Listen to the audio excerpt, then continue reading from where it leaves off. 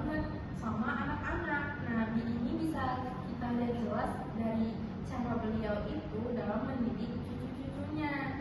Bahkan pernah saat sedang sholat pun cucunya ini naik ke atas punggung beliau ketika beliau sedang sujud. Tapi justru beliau bukannya marah, tapi beliau menunggu cucu-cucunya ini selesai bermain. Nah, dari sini kan bisa kita lihat tuh bagaimana cara Rasulullah ini mendidik anak-anak dengan kelembutan, keteladanan, bukan dengan kekerasan, Kak Dwi. Masya Allah sekali ya ceritanya. Kayak kagum banget kan dengan Rasulullah gitu kan. Berarti tuh kita tuh emang harus tahu dulu kan, kita tuh harus bisa mendekatkan diri kita juga ke anak. Jadi kalau kita menceramahi anak itu berarti bukan dengan kata-kata yang kasar, bukan begitu Kak Cindy? Iya, nah memang benar Kak. Iya. Kalau anak merasa disayangi dari kecil, dia akan tumbuh dengan percaya diri, dengan kaki arahkan. Tapi kalau besarnya diterjaki, yang tumbuh malah membangkang, yang tumbuh malah membentang rumahnya. Bener banget, Imam Al-Ghazali juga bilang kalau hati anak itu seperti permata murni. Jadi kalau diukir dengan kebaikan maka hasilnya akan bercahaya. Tapi sebaliknya kalau kita salah ukir maka hasilnya akan retak. Wah, jadinya nggak sampai salah ukir ya, nanti malah jadi ukiran abstrak dong. Nah, jadi kita tuh juga memang harus ini ya, kita harus mencari kasih sayang kita dulu ke anak kan. Kalau anak sudah nyaman ke kita, pasti kita bakal anak itu juga bakal merespon dengan baik dengan kita kan. Oke. Nah, jadi teman-teman semuanya, kita masuk ke fase yang kedua. Jadi fase ini tuh anak itu dilatih untuk bagaimana cara bertanggung jawab dan disiplin.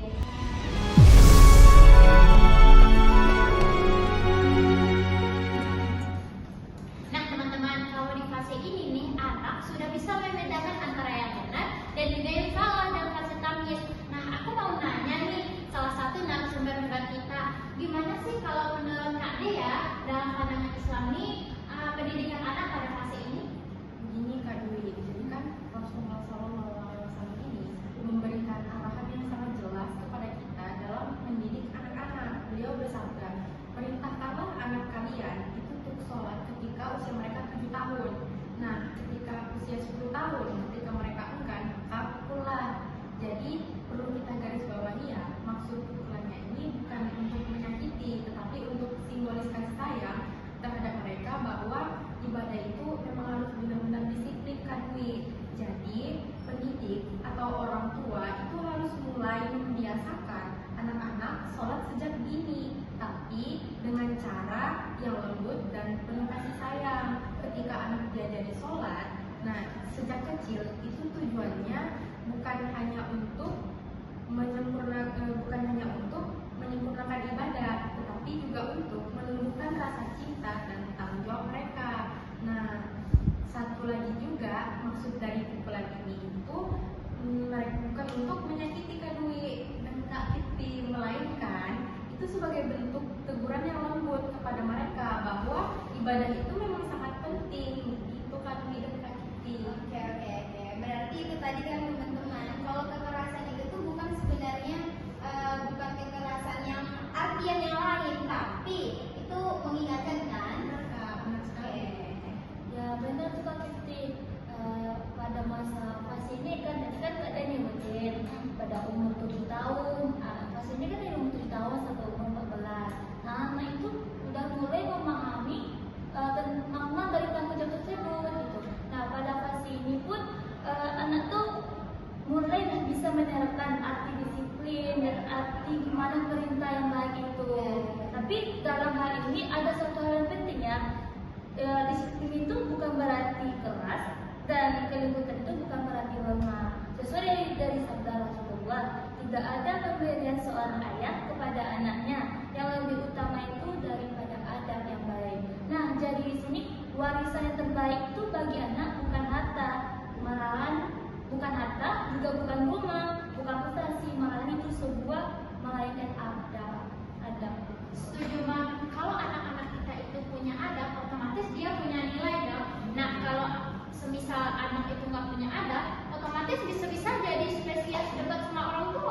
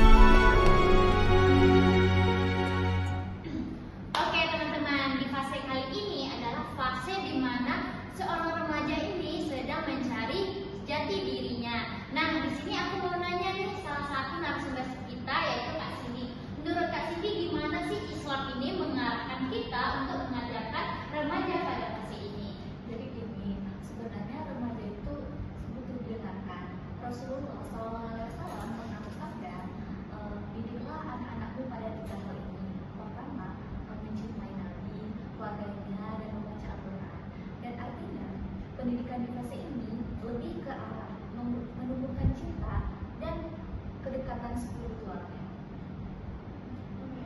Ya, berarti waktu kecil itu kita tuh biasanya sering disuruh-suruh kan sama orang tua. Itulah pentingnya kalau di masa remaja ini memang seorang remaja itu memang perlu ngobrol banyak kan dengan orang tua. Betul banget, orang tua tuh harus jadi sahabat, bukan penguasa. Kalau anak curhat jangan langsung diyakini. Jadi ya benar. Ya benar, anak remaja itu sensitif loh. Kalau kita salah pendekatan, maka mereka bisa menjauh. Makanya komunikasi dan doa bisa menjadi senjata utama bagi orang tua. Nah, betul banget tuh kata Kak Syifa. Kan anak ini kan pada fase remaja itu anak itu tidak butuh perintah, tapi butuh pendamping, seorang teman untuk didengarkan, gitu kan. Tapi tidak butuh banyak nasihat. Yang dibutuhkan itu tempat untuk didengarkan nasihat. Tempat curhat Ya, betul sekali itu kali nanti. Nah, cara kita menggenggam tangannya itu kan kalau kita kan cukup berjalan di sampingnya, menjaga agar langkahnya tetap di jalan yang benar. Karena sejak kecil itu dia tumbuh dalam keadaan kisah dan teladan yang baik. Maka di usia remajanya dia akan menjadi teladan bukan lawan.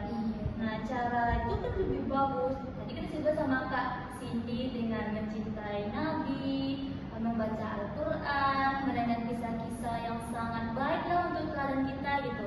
Jadi itulah salah satu cara untuk kita menanamkan suatu cinta di dalam diri remaja tersebut. Berarti kalau sambil nyantai-nyantai kayak gini nih, bisa juga nih teman-teman tetap santai tapi sambil ngaji bareng ilmu gitu. Iya sih, ngajinya sampai iya sih, ngaji sambil rebahan, tapi takutnya malah ketiduran lagi.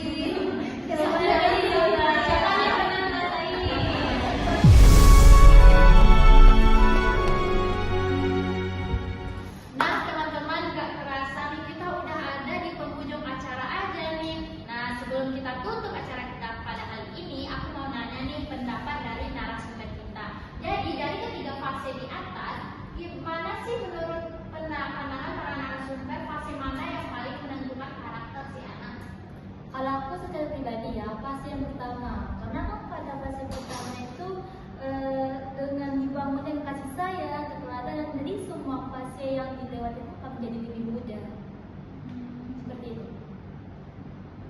Betul banget Kak, kalau saya itu lebih milih ke fase kedua, di mana anak-anak ini mulai belajar disiplin dan tanggung jawab.